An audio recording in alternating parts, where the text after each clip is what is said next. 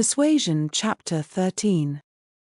The remainder of Anne's time at Uppercross, comprehending only 2 days, was spent entirely at the mansion house, and she had the satisfaction of knowing herself extremely useful there, both as an immediate companion, and as assisting in all those arrangements for the future, which, in Mr. and Mrs. Musgrove's distressed state of spirits, would have been difficulties.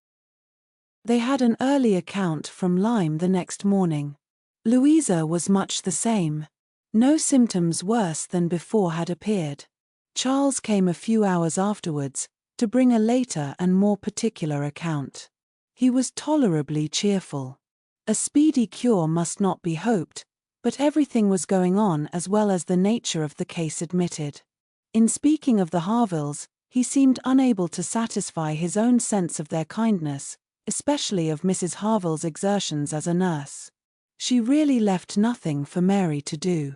He and Mary had been persuaded to go early to their inn last night. Mary had been hysterical again this morning. When he came away, she was going to walk out with Captain Benwick, which, he hoped, would do her good. He almost wished she had been prevailed on to come home the day before, but the truth was, that Mrs. Harville left nothing for anybody to do. Charles was to return to Lyme the same afternoon, and his father had at first half a mind to go with him, but the ladies could not consent. It would be going only to multiply trouble to the others, and increase his own distress, and a much better scheme followed and was acted upon. A chaise was sent for from Crewkerne, and Charles conveyed back a far more useful person in the old nurserymaid of the family, one who, having brought up all the children, and seen the very last, the lingering and long-petted Master Harry, sent to school after his brothers, was now living in her deserted nursery to mend stockings and dress all the blains and bruises she could get near her, and who, consequently, was only too happy in being allowed to go and help nurse dear Miss Louisa. Vague wishes of getting Sarah thither had occurred before to Mrs. Musgrove and Henrietta, but without Anne it would hardly have been resolved on, and found practicable so soon. They were indebted, the next day, to Charles Hayter, for all the minute knowledge of Louisa, which it was so essential to obtain every 24 hours. He made it his business to go to Lyme, and his account was still encouraging. The intervals of sense and consciousness were believed to be stronger. Every report agreed in Captain Wentworth's appearing fixed in Lyme, and was to leave them on the morrow, an event which they all dreaded. What should they do without her? They were wretched comforters for one another. And so much was said in this way, that Anne thought she could not do better than impart among them the general inclination to which she was privy, and persuaded them all to go to Lyme at once. She had little difficulty. It was soon determined that they would go tomorrow, fix themselves at the inn, or get into lodgings, as it suited, and there remain till dear Louisa could be moved. They must be taking off some trouble from the good people she was with. They might at least relieve Mrs. Harville from the care of her own children, and in short, they were so happy in the decision, that Anne was delighted with what she had done, and felt that she could not spend her last morning at Uppercross better than in assisting their preparations, and sending them off at an early hour, though her being left to the solitary range of the house was the consequence. She was the last, excepting the little boys at the cottage, she was the very last, the only remaining one of all that had filled and animated both houses, of all that had given Uppercross its cheerful character. A few days had made a change indeed. If Louisa recovered, it would all be well again. More than former happiness would be restored. There could not be a doubt, to her mind there was none, of what would follow her recovery. A few months hence, and the room now so deserted, occupied but by her silent, pensive self, might be filled again with all that was happy and gay, all that was glowing and bright in prosperous love, all that was most unlike an Elia.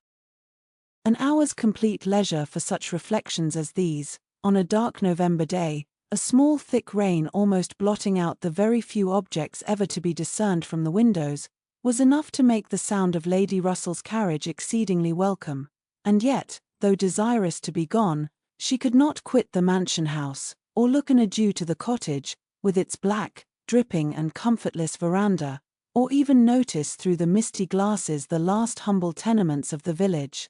Without a saddened heart. Scenes had passed in Uppercross which made it precious. It stood the record of many sensations of pain, once severe, but now softened, and of some instances of relenting feeling, some breathings of friendship and reconciliation, which could never be looked for again, and which could never cease to be dear. She left it all behind her, all but the recollection that such things had been, and had never entered Kellynch since her quitting Lady Russell's house in September.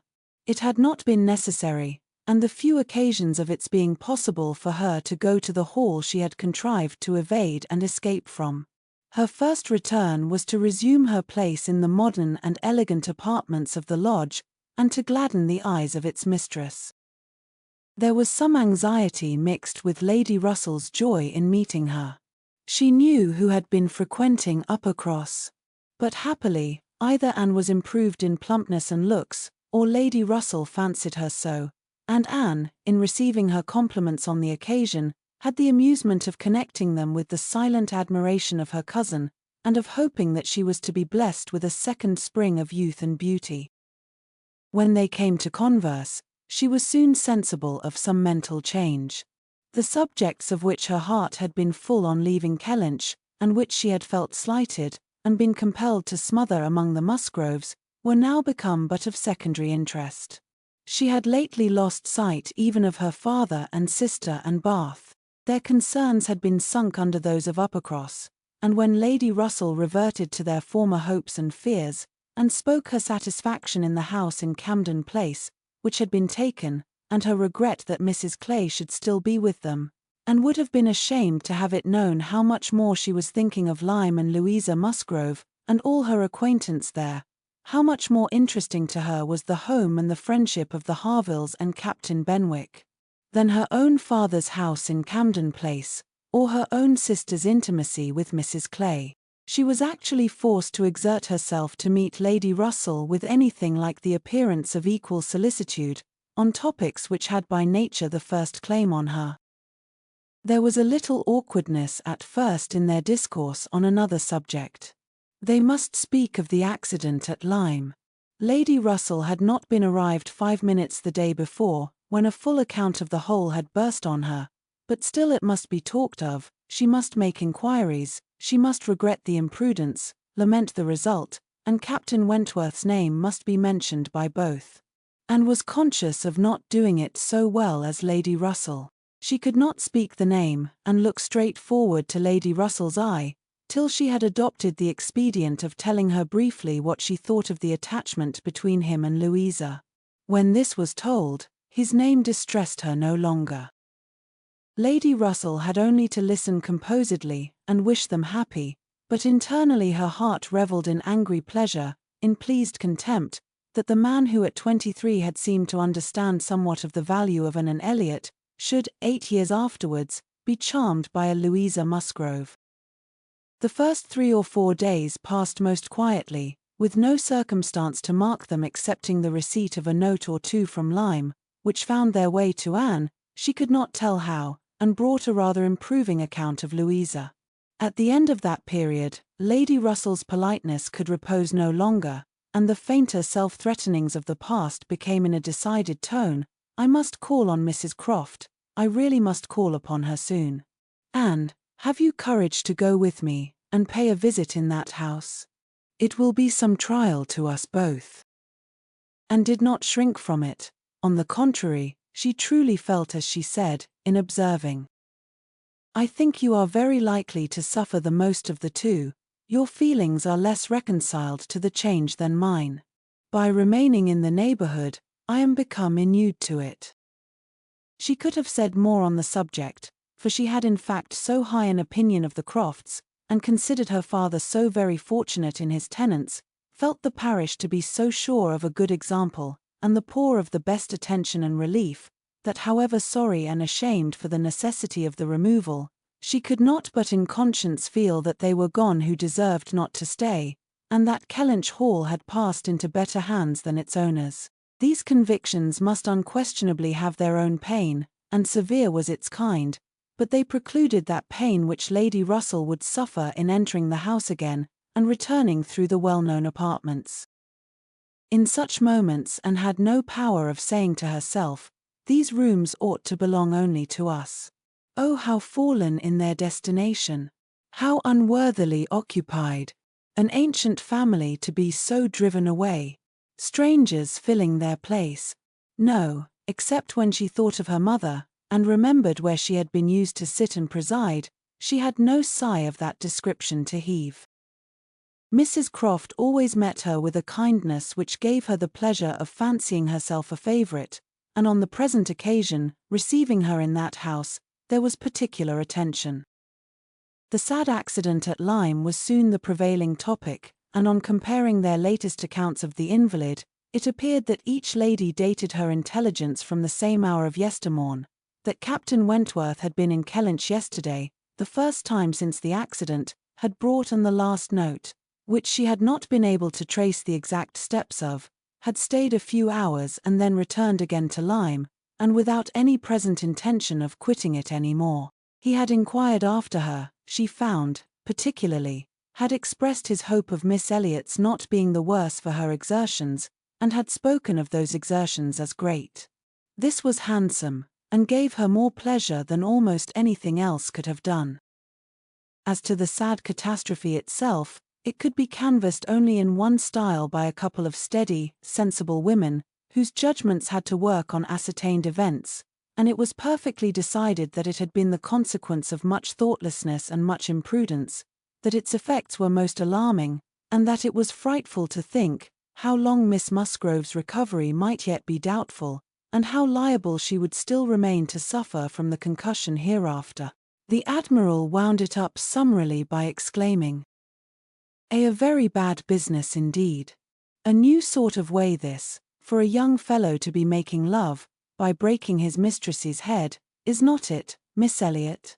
This is breaking a head and giving a plaster, truly." Admiral Croft's manners were not quite of the tone to suit Lady Russell, but they delighted Anne. His goodness of heart and simplicity of character were irresistible. "Now, this must be very bad for you," said he, suddenly rousing from a little reverie, "to be coming and finding us here. I had not recollected it before, I declare, but it must be very bad. But now, do not stand upon ceremony. Get up and go over all the rooms in the house if you like it."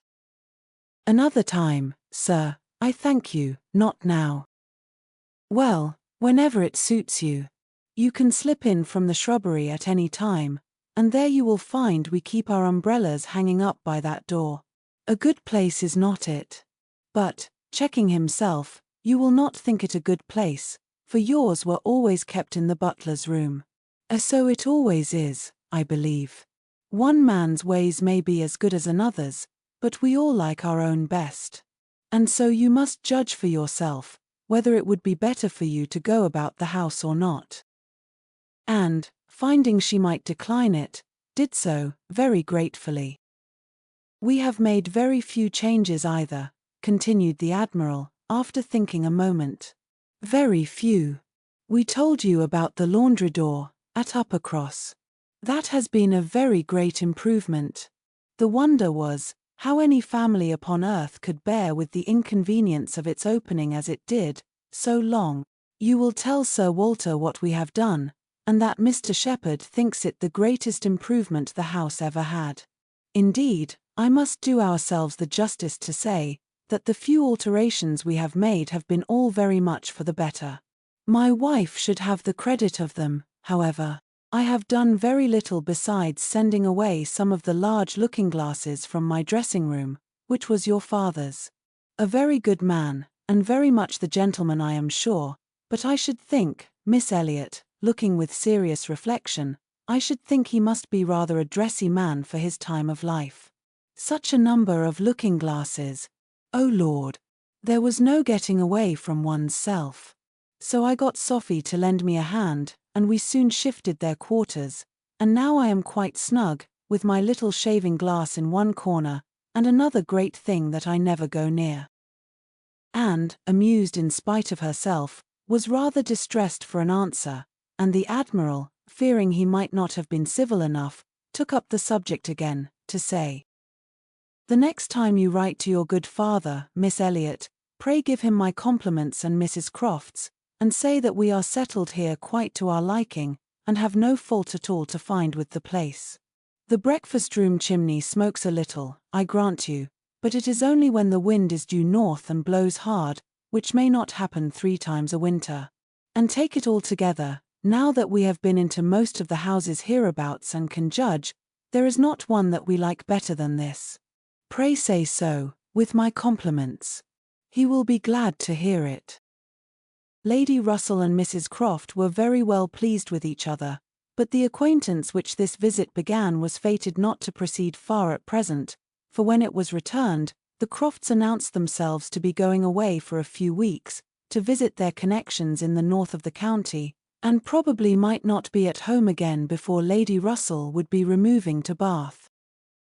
So ended all danger to and of meeting Captain Wentworth at Kellynch Hall, or of seeing him in company with her friend. Everything was safe enough, and she smiled over the many anxious feelings she had wasted on the subject.